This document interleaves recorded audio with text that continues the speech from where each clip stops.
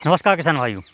इस साल 2022 में सितंबर और अक्टूबर के माह में सबसे ज़्यादा बारिश हुई है और इस बारिश होने के कारण बहुत से किसान भाइयों की फसलें ख़राब हो चुकी हैं। अभी मैं देखता हूं अधिकतर जो सब्ज़ी वाले किसान हैं उनकी अधिकतर सब्जियां ख़राब हो चुकी हैं।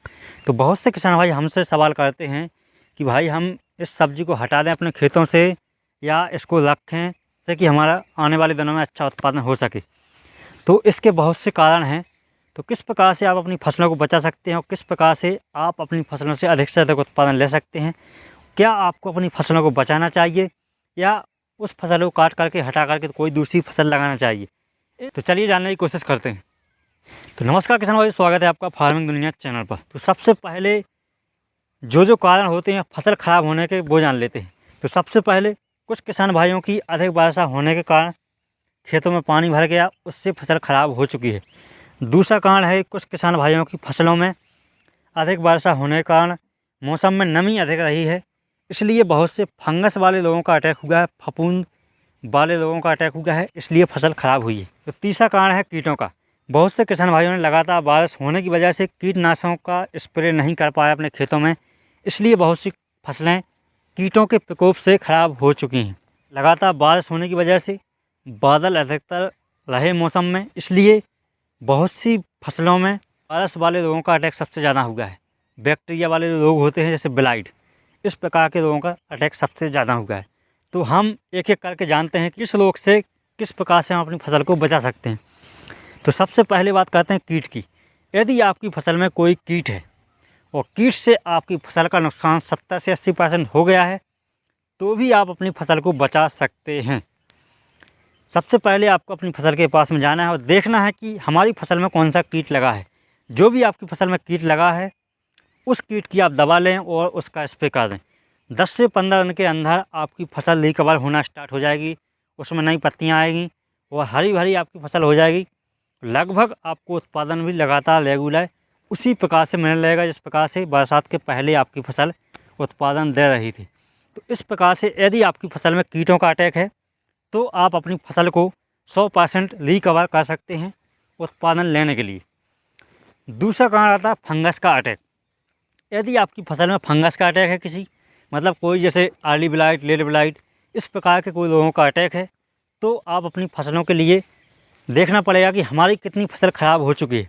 यदि आपकी फसल 70 से 80% ख़राब हो चुकी है तो आप अपना खेत खाली कर लें, दूसरी फसल रबी मौसम की कोई भी फसल लगा दें।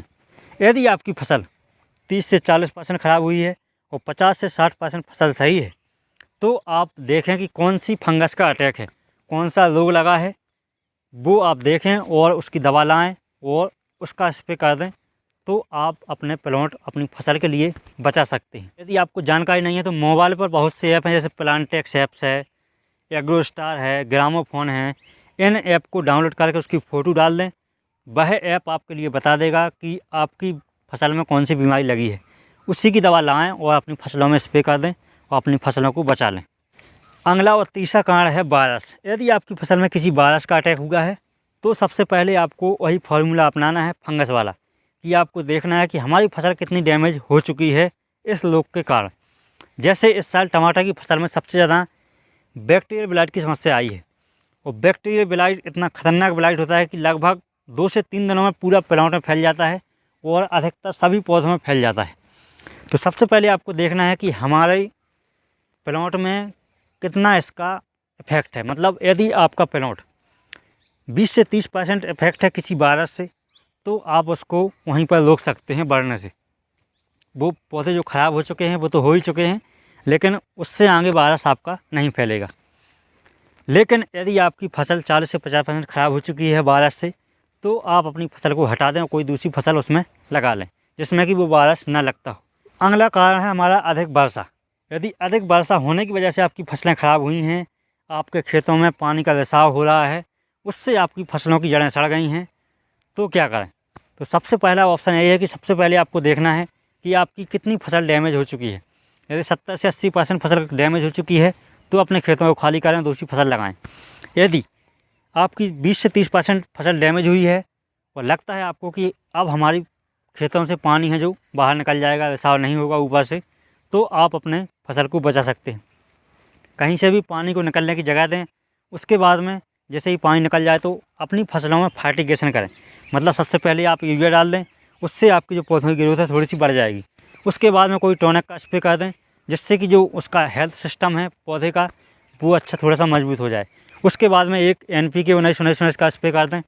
जब आपकी फसल हरी भरी हो जाए तो आपको उत्पादन रेगुलर मिलने लगेगा। तो इस प्रकार से अधिक वर्षा और अधिक रोगों के प्रकोप से अपनी फसलों को आप बचा सकते हैं और अधिक से अधिक उत्पादन ले सकते हैं। वीडियो कैसा लगा? यदि वीडियो थोड़ा बहुत इन्फॉर्मेटिव लगा तो वीडियो को लाइक करें, सब्सक्राइब करें चैनल के लिए, इसी प्रकार से वीडियो पाने के लिए।